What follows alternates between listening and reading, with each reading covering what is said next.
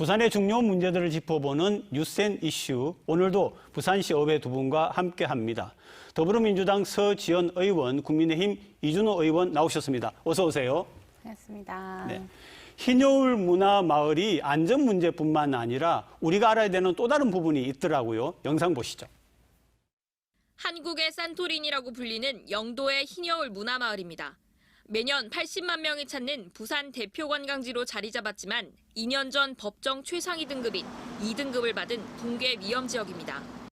부산시와 영도구는 예산 330억 원을 들여 2025년까지 사면 보수 공사를 진행할 계획입니다.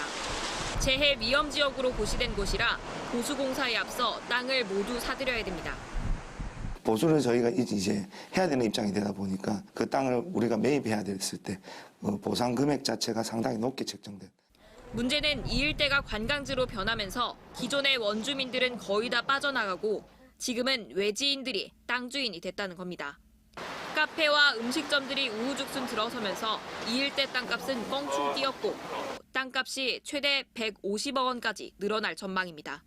부산시는 주민들은 떠나고 카페촌으로 변한 마을에 세금 수백억 원을 쏟아부어야 할 처지에 놓였습니다. 우리 방송에서 흰여울 문화마을의 붕괴 위험성을 굉장히 중요하게 보도를 한 적이 있습니다. 그런데 이제 2등급을 받았기 때문에 여기에 이제 시설 보완을 하고 해야 된단 말이죠. 그러면 이제 여기에 대해서 지원을 해야 되는데 이 지원금이 누구에게 가느냐 하는 문제가 있지 않습니까? 이 문제가 참 부산시의 돈이 보상비로 지불이 되는데 이걸 누구의 손에 가느냐 하는 그런 문제가 있고 이게 부산 시민이 볼 적에는 약간 모순된다 이렇게 볼 수 있을 것 같아요. 네, 그 흰여울 마을에 현재 지금 문제가 되고 있고 우려를 표해 주시는 150억 토지 보상금의 경우에서는 아무래도 그 토지를 매입을 해서 이제 보수공사나 공사가 들어가야 되기 때문에 지급이 되는 부분이고 이미 원주민이 모두 철수하고 외지인이 구매를 했기 때문에 이 보상금이 외지인에게 간다라는 우려는 일정 부분 공감하고 있습니다. 하지만 말씀 주신 것처럼 토지를 매입하는 이유는 2등급, 안전등급이 2등급이 나왔기 때문에 시급하게 공사가 이루어져야 된다라는 부분은 간과할 수가 없을 것 같습니다. 우리가 안전성 평가에서 2등급을 받게 되면 즉각 사용을 중지해야 하고 낙후된 시설이라는 부분이 너무나 명료하게 나와 있는 부분이기 때문에 당장 보수공사가 시급한 부분입니다. 결국 이용을 하는 것도 부산 시민이고 그리고 부산시에 있는 자산이기 때문에 이 부분에 대해서는 어쩔 수 없는 부분이라고 생각을 합니다만 사전에 젠트리피케이션에 대한 그 관리 및 행정 개입이 부족했다라는 점은 짚고 넘어가야 할 것 같습니다. 네, 이제 그 보상금이라는 게 외지인들한테 가는 것이 왜 문제가 되는지 저는 사실은 공감하기가 어려워요. 왜냐하면 외지인 또한 우리나라의 국민이고 또 부산의 시민입니다. 그래서 안전등급 2등급이라는 것은요, 지금 당장 붕괴가 될 수 있기 때문에 출입이나 또 이용을 멈춰라는 이런 강한 권고성 등급이죠.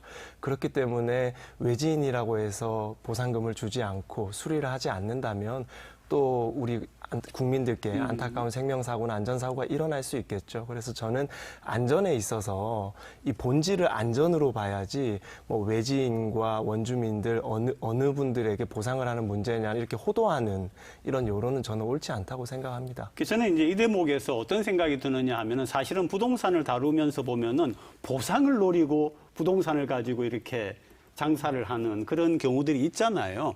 그 부산 같은 경우에도 흰여울 문화마을 외에도 또 이제 이렇게 보상이 나온다라고 하면은 또 그런 식의 어떤 부정하다고 말하기는 좀 뭐하지만 노림수를 가지고 있는 그런 투자가 있지 않을까 하는데 어떻습니까? 네, 맞습니다. 현재 보수동 책방 골목이나 이제 중구 그리고 동구 초량동에도 이제 카페 거리가 형성이 되면서 이런 부분에 우려가 있고요. 문현동의 돌산마을도 다양하게 지금 현재 젠트리피케이션이 우려되는 부분들이 있습니다. 결국은 주거지 그리고 문화 공간 그리고 기존 상권으로 이렇게 젠트리피케이션이 나누어지게 되는데 이준호 의원님께서 말씀하신 것처럼 경제 논리에 근거한 현상이다 보니까 완전한 해결은 불가하다라고 생각을 합니다만 상권이 살아있을 때 시나 구의 중재는 적절하게 들어가기는 해야 합니다. 특히 임차인과 임대인의 자발적 참여도 좀 필요한 부분인데요. 건물주는 임대료 올리는 것을 조금 자제를 해야 하고 그 임대료를 덜 올린 만큼 지자체가 혜택을 주는 방식이라든지 그리고 상생 협약을 좀 법제화한다든지 서울시의 해방촌과 성동구 사례가 조금 우수 사례로 표현되는 만큼 이에 대한 관심은 좀 지속적으로 들어가야 될 것 같습니다. 서지현 의원님께서 해주신 말씀들에 다 공감하고 근데 지금 저 말씀들이 이미 부산시에서 시행을 하고 있습니다. 네. 부산시에서는 젠틀리피케이션 방지를 위해서 이제 보호, 예방, 제도, 확산 4개 아젠더로 이제 크게 분류를 해서 이제 원주민들을 보호할 수 있는 시책을 시행하고 있어요. 근데 하지만 이 상세하게 살펴보면 사실 아직까지는 좀 선언적입니다. 그리고 젠틀리피케이션이라는 게 지극히 자본 시장에 의해서 움직이는 원리이기 때문에 좀 비가역적인, 전 세계적으로 비가역적인 흐름을 가지고 있어요. 그래서 우리가 선언적으로 그칠 것뿐만 아니고 앞으로 이 젠틀리피케이션을 방지하면서 부산의 이제 원주민들을 더 지킬 수 있는 그런 논의를 이어가야 될 시점이 지금 딱 도래했다라고 생각합니다.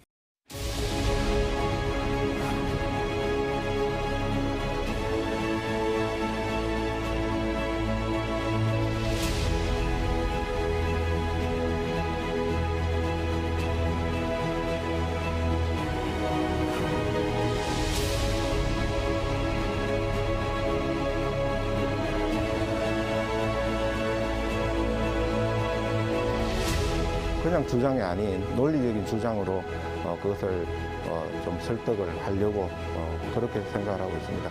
그런 과학적 근거가 뒷받침된 주장이라면 국토부도 이해할 수 있지 않을까.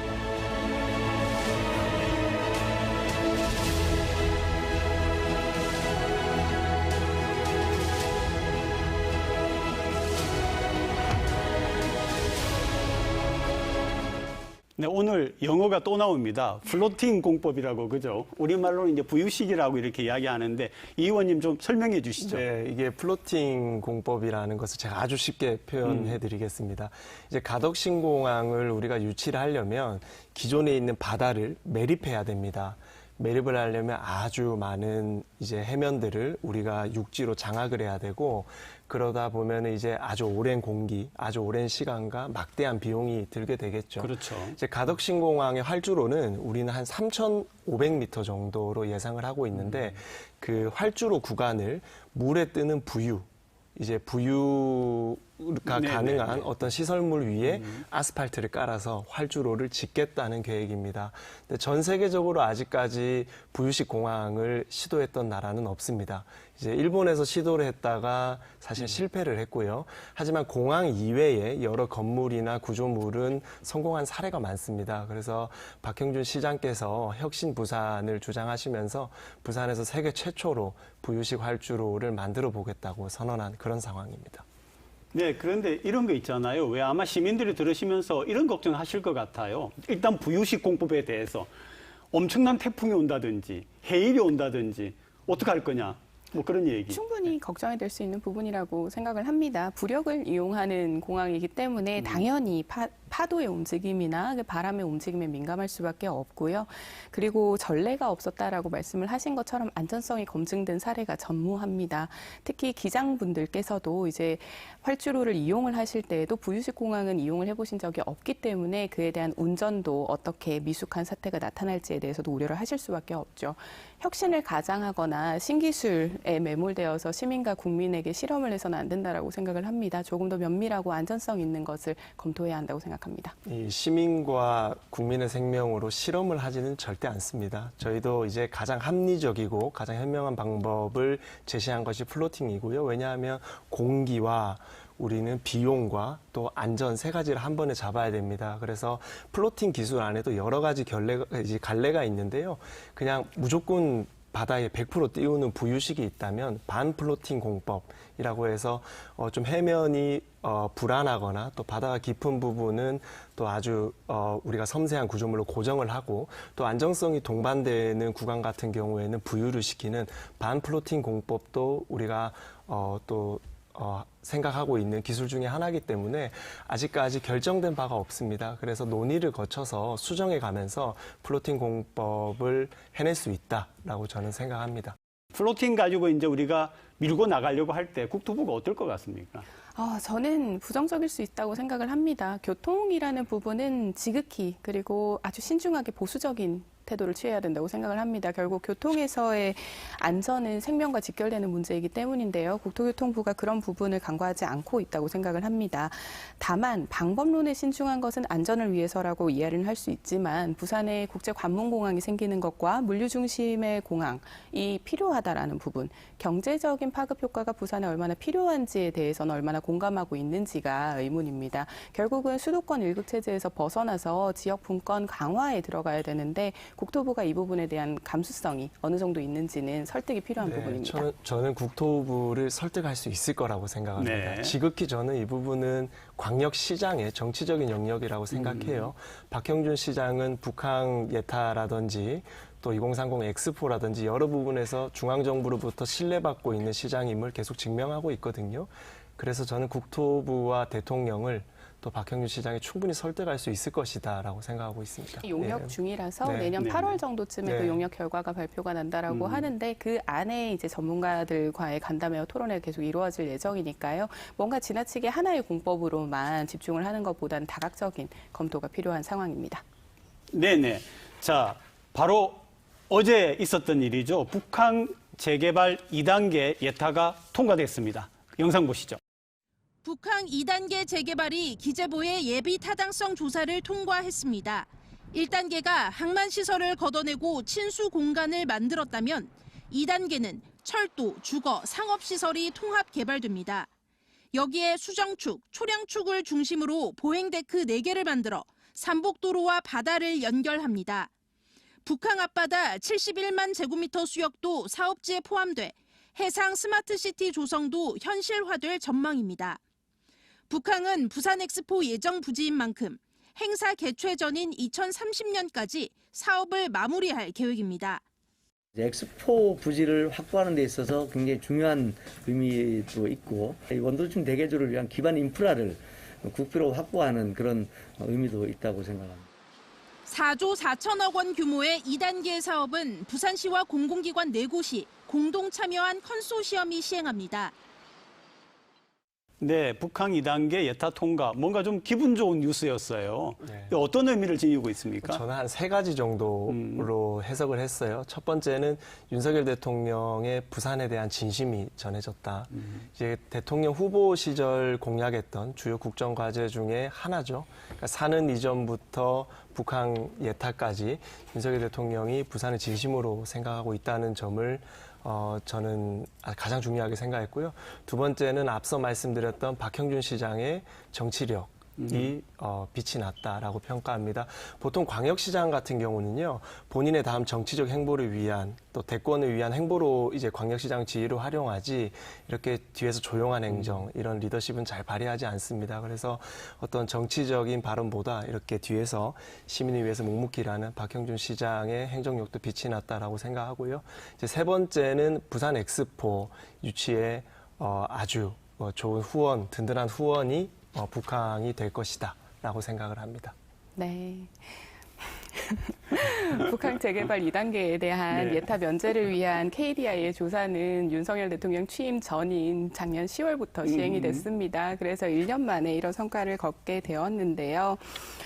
작년 8월에 예타 대상 사업으로 이제 올라가게 되었고 10월부터 KDI가 조사를 해서 1년 만에 통상 2년 정도 걸리는 과정이지만 1년 정도로 단축이 된 것은 전 정부와 현 정부의 같은 취지가 있었지 않았나라고 생각을 합니다.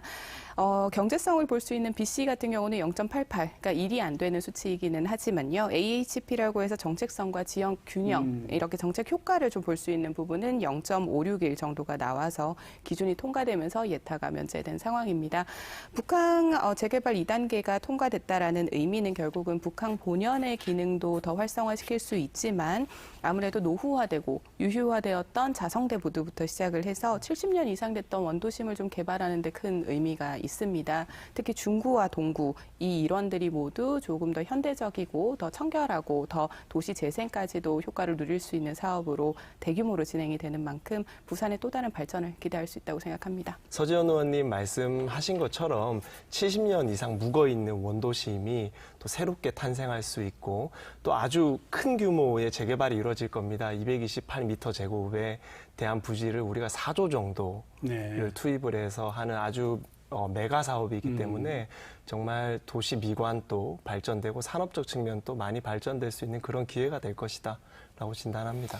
우크라이나가 2030 월드 엑스포 유치 신청을 했어요. 어떻게 보고 계세요? 좀 네. 네, 바로 어제 이제 언론 보도가 있었고 우크라이나도 유치 신청을 한 것으로 이제 확인된다라고 했습니다. 부산의 입장에서는 사실 사우디아라비아 리야드가 가장 큰 경쟁 국가라고 지금 판단을 해서 유치 전략을 펼쳐오고 있었는데 우크라이나 같은 경우가 이제 유치 신청을 한 것은 과연 유치를 할 수 있을지 없을지에 대한 것은 좀 불투명합니다만 아무래도 유럽 국가들의 동정표를 그리고 동정 여론을 좀 이끌 수 있다라는 점에서 부산은 변수로 보고 견제를 좀 해야 되는 상황입니다. 하지만 긍정적인 부분은 BIE 현지 실사가 내년 3월에 있는데요. 다수의 국가들이 사전에 지지 선언을 한 국가를 제외하고는 현지 실사를 통해서 결정을 하겠다라고 판단을 하고 있는 국가가 많습니다. 그런 만큼 이번 북한 재개발 2단계 에서 육상지구가 전부 다 엑스포 부지로 사용이 되는 만큼 아무래도 좀 준비되어 있는 도시다, 준비되어 있는 개최지다라는 것을 보여주는 것에는 좀 청신호로 작용할 수 있지 않을까 생각합니다. 정말 우크라이나 입장에서는 개최하겠다는 목표보다 본인들의 상황을 더 알리고 더 처절한 상황에 전 세계가 관심을 가져주기 위한 그런 선택지, 정치적 선택지로 선택을 한 것 같습니다.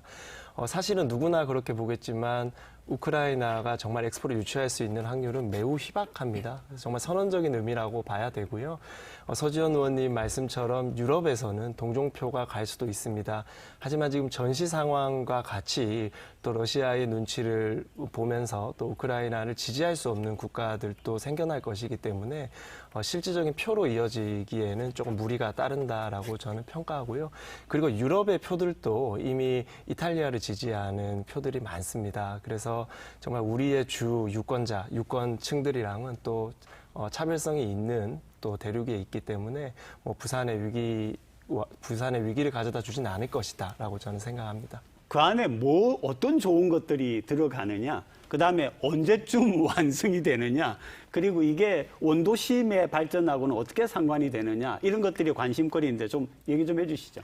2030년 정도쯤에 완공하는 것을 목표로 하고 있다, 라는 것도 있고, 지금도 용역이 이렇게 새로 발주가 된 상황입니다. 예, 용역이 발주가 네, 이제 그 부분이 저희 추경 심사 때 저희 상임 소관위에서 올라와서 이제 용역이 새롭게 이루어질 예정인데요. 도로나 공원을 포함을 해서 상업시설 그리고 마이스 전시산업 등 좀 복합적으로 대대적인 변화가 있을 예정입니다. 민간과 공공이 같이 들어가기 때문에 공공의 기관들도 이제 많이 이전을 하게 될 것이고요. 민간의 입장에서는 기업을 포함해서 숙박시설이나 주거시설도 모두 다 같이 들어갈 예정입니다. 북한 재개발에 들어간 예산이 4조 정도로 보는데요. 전문가들마다 견해는 다르지만 이 북한이 아주 성공리에 재개발이 되면 한 30조 정도의 이제 추가 이득을 볼 수 있을 거라고 예측하고 있습니다. 과거 해운대의 지금의 변형이 사실은 백스코 그리고 우리 센텀의 백화점이 유치되면서 지금의 번영이 왔다고 분석하는 사람들이 많아요. 근데 북한 같은 경우는 그 백스코나 센텀보다 훨씬 큰 규모의 건물, 도로, 그리고 여러 가지 복합 상가가 유치될 겁니다. 그래서 정말 우리가 부산의 제2의 뉴타운이 탄생할 수 있는 기회다. 굉장히 성공적으로 부산이 좀 빛나게 하는 그런 계획이 실현되면 좋겠습니다. 네, 오늘도 고맙습니다. 수고 많으셨습니다.